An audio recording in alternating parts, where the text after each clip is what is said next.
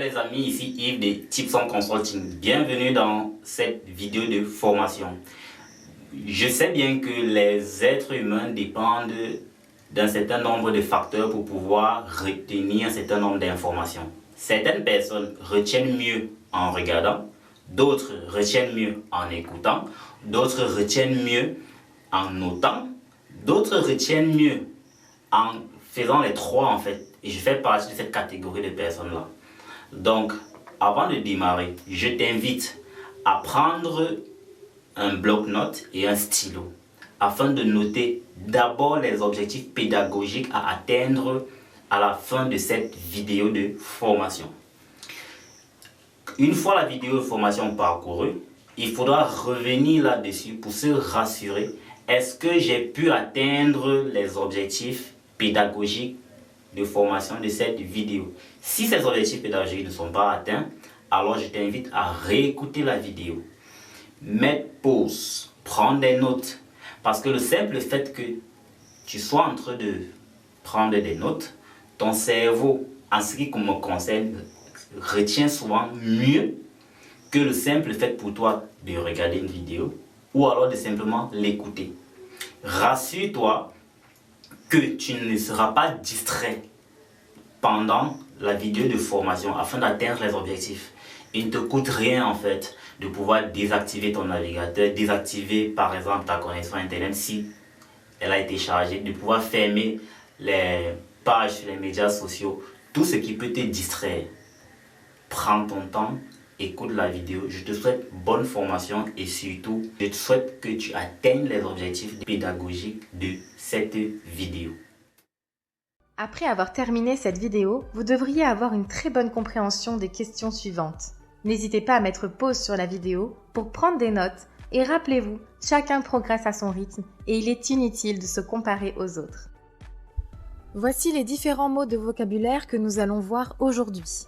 Merci de prendre des notes afin de mieux les retenir.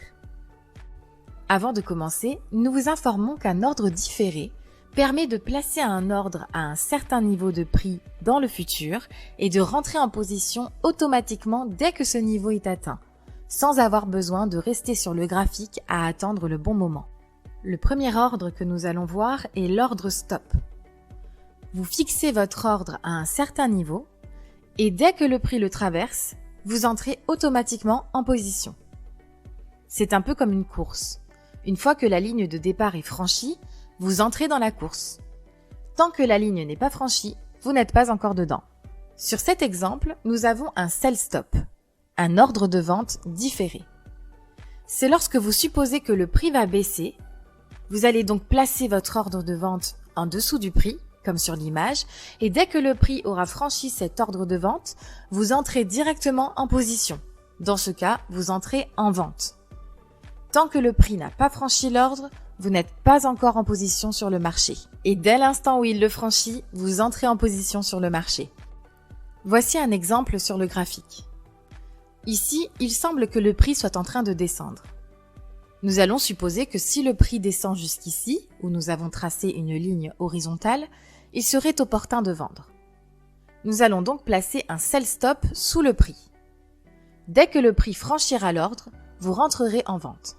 Et ça, même si vous n'êtes pas sur le marché à ce moment-là ou si vous êtes occupé à faire autre chose. Et maintenant, voyons les buy stop. C'est un ordre d'achat différé. C'est lorsque vous supposez que le prix va augmenter, vous allez donc placer votre ordre d'achat au-dessus du prix. Et dès que le prix aura franchi cet ordre d'achat, vous entrez directement en position. Tant que le prix n'a pas franchi l'ordre, vous n'êtes pas encore en position sur le marché. Et dès l'instant où il le franchit, vous entrez en position sur le marché.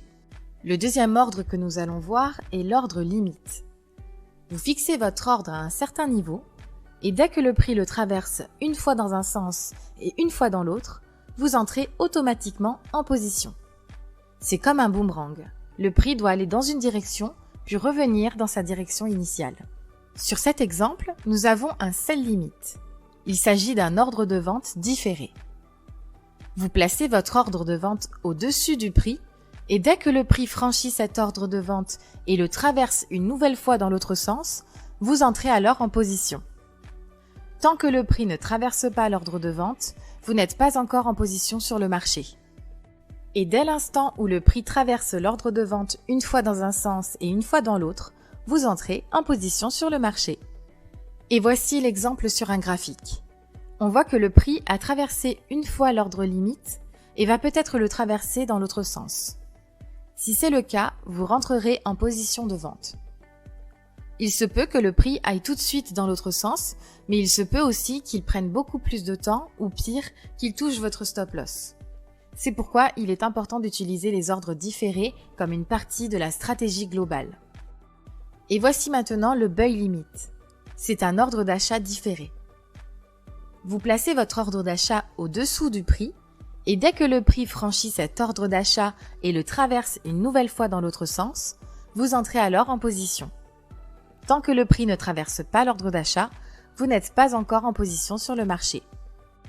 Et dès l'instant où le prix traverse l'ordre d'achat une fois dans un sens et une fois dans l'autre sens, vous entrez en position sur le marché. Et maintenant, l'exemple sur le graphique. Le prix a déjà descendu et traversé l'ordre d'achat une première fois, et s'il remonte et refranchit la zone, alors vous entrez en position. Voici un récapitulatif pour vos notes. N'hésitez pas à mettre pause. Ces ordres différés peuvent vous aider si vous ne restez pas sur les graphiques. Mais nous vous rappelons qu'ils s'utilisent avec une stratégie. Une stratégie que vous allez apprendre très prochainement. Désormais, vous devriez être en mesure de répondre et de comprendre les questions suivantes. Lisez-les et répondez-y tranquillement. Dès que vous avez fini, passez à la prochaine vidéo. Et n'oubliez pas, vous êtes et vous resterez toujours un étudiant. Félicitations d'avoir atteint l'étape de cette vidéo. Maintenant que tu as fait un premier passage de la vidéo, tu as eu une première lecture de la vidéo, je t'invite à revenir sur les objectifs pédagogiques de la vidéo qu'il fallait atteindre. Si tu te rends compte que tu n'as pas encore atteint ces objectifs pédagogiques, alors reprends la lecture de cette vidéo. Ne dit-on pas souvent que la répétition est la mère des sciences? Alors, une première lecture n'est pas suffisante, je t'invite à passer une deuxième lecture. Au besoin, fais même une troisième lecture. Je serai convaincu qu'à l'issue de cette deuxième ou troisième lecture, tu auras atteint les objectifs pédagogiques de cette vidéo. Bonne exploitation et surtout plein de succès.